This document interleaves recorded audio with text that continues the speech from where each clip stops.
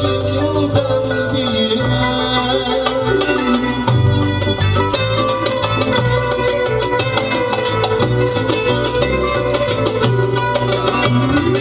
O bakış ki götürür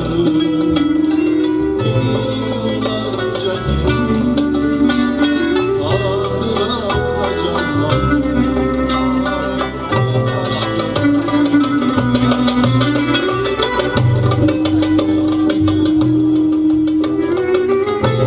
Yıllarca gelir hatıramda canlandı ah ilk aşkımın günleri. Beraber.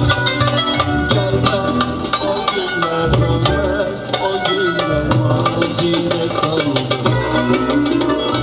Gelmez o gün, dönmez o günler, mazide kaldı.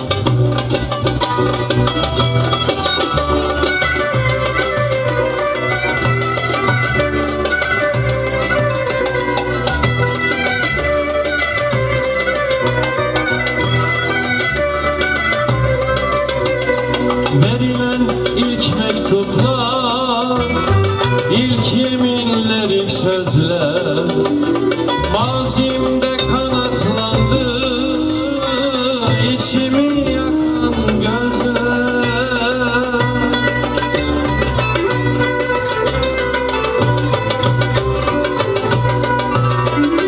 Anladım gelmez geri o çocukluk günleri.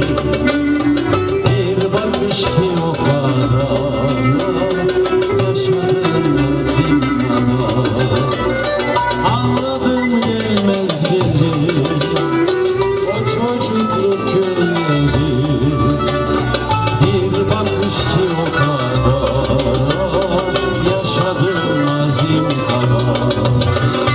Gelmez o günler, dönmez o günler, mazide kaldı. Gelmez o günler, dönmez o günler, mazide kaldı.